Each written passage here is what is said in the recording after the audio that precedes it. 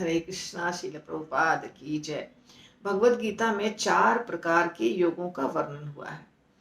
भगवान हमें 4 प्रकार के योग इसलिए बताए हैं क्योंकि हमारा जहाँ झुकाव रहता है, जिस दिशा की तरफ, हम उस प्रकार का योग चुन सकते हैं।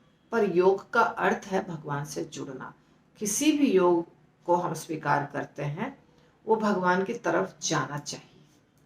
सबसे पहले मनुष्य जब जन्म लेता है तो वो जानवर की ही तरह सिर्फ अपने इंद्रिय तृप्ति की तरफ लगा रहता है, इंद्रिय तृप्ति करता है। उसे हम मनुष्य के शरीर में जानवर भी समझ सकते हैं, क्योंकि मनुष्य का एक रूप होता है परंतु स्वभाव नहीं होता है उसका मनुष्य जैसा। मनुष्य किसे कहते हैं? मनुष्य उसे कहते हैं जो धर्म को अपनाए, है ना। आहार निद्रा भय मैथुनम च सामान्य में तत् पशु भी नराना धर्मो ही तेषाम अधिको विशेषो धर्मेण ही ना पशु भी समाना। तो जब धर्म का पालन नहीं करेंगे तो हम पशु के समान हैं। तो जो सबसे पहला स्टेप है वो ये है कि हम जो भी कार्य कर रहे हैं उसके फल को भगवान को अर्पित कर दें। अर्थात हमको भोग करने की इच्छा है, भोग करें, परंतु हम ये सोचें कि ठीक है, भगवान की कृपा से हमको ये चीज़ मिला है, हम भोग रहे हैं, परंतु भगवान भगवान को जो कर्म करते हैं वो भगवान को समर्पित करना शुरू कर दें। तो जब हम समर्पित करना शुरू करते हैं भगवान को अपने कर्मों का फल, ठीक है, भगवान की जो इच्छा होगी, हमने कर्म किया, भगवान की जो इच्छा होगी, ऐसे, तब वो पहला स्टेप कहलाता है, फर्स्ट सीढ़ी, और वो है कर्म योग। उसके पहले जो हम करते हैं उसको कहते हैं कर्मी, अर्थात सिर्फ भोग विलास करना। कर्मी, वो कर्म योगी नहीं है, वो कर्मी है।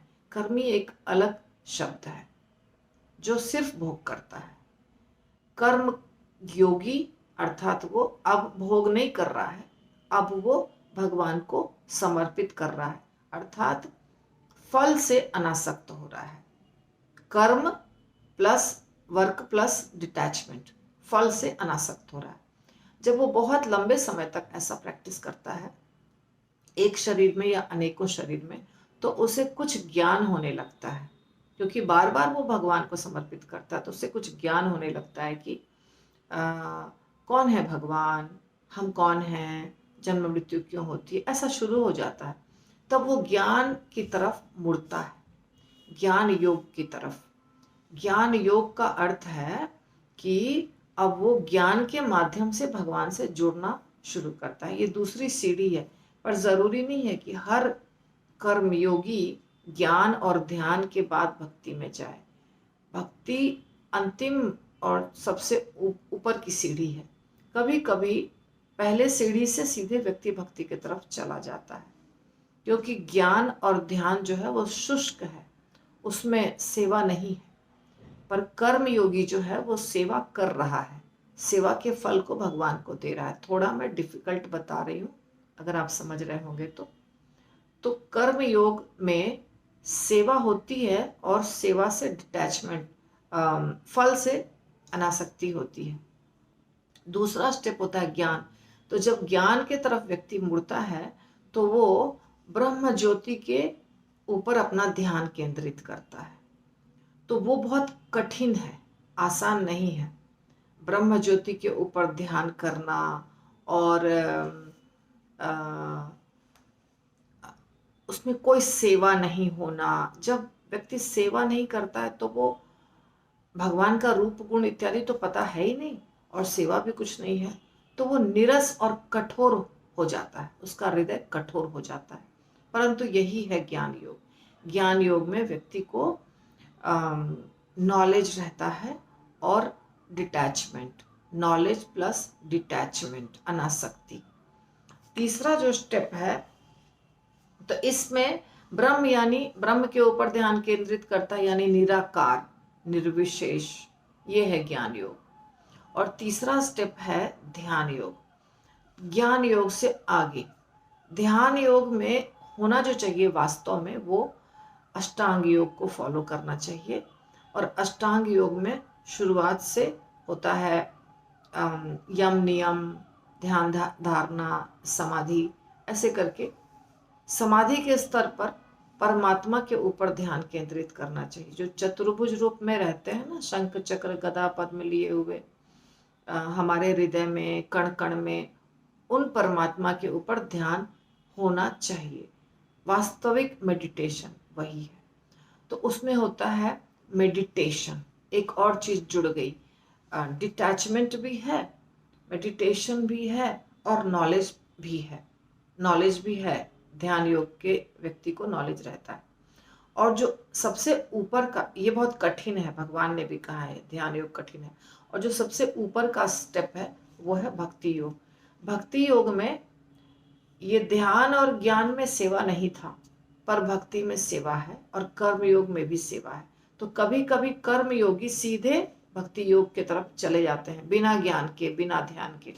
बहुत बार ऐसा होता है, क्योंकि देवी देवताओं की पूजा करते हैं और देवी देवताओं की पूजा से शिफ्ट हो जाना बहुत आसान है कृष्ण के तरफ या विष्णु के तरफ। तो वो ज्ञान और ध्यान के चक्कर में नहीं पड़ते हैं, सीधे भगवान के भक्ति में जुड़ जाते हैं।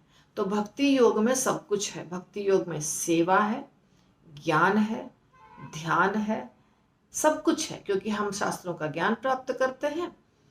कर्म से अनासक्ति रहती है, क्योंकि हम हर चीज भगवान के लिए कर रहे हैं, और इसलिए डिटैचमेंट भी हो गया, और भगवान के ऊपर ध्यान भी रखते हैं और भगवान की सेवा भी करते हैं। तो work plus detachment plus meditation plus knowledge, everything, सब है भक्ति में।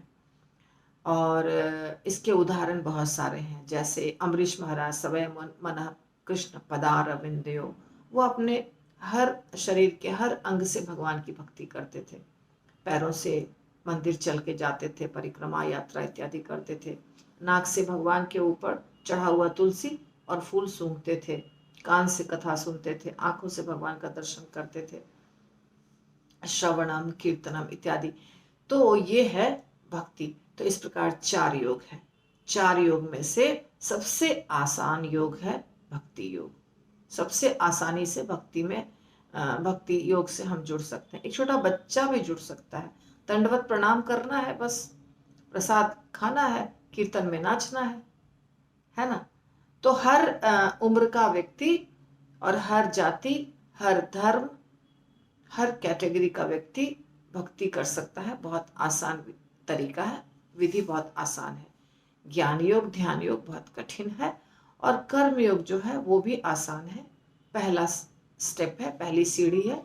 तो उसमें व्यक्ति को भोग विलास करने की जो आदत है वो गई नहीं होती है, यही फर्क है। ज्ञान और ध्यान थोड़ा शुष्क है, इसीलिए बहुत कठिन है। हरि बोल। यदि कोई प्रश्न हो तो पूछिए, यदि अच्छा लगता हो तो लाइक, शेयर और सब्सक्राइब कीजिए। हरि बोल।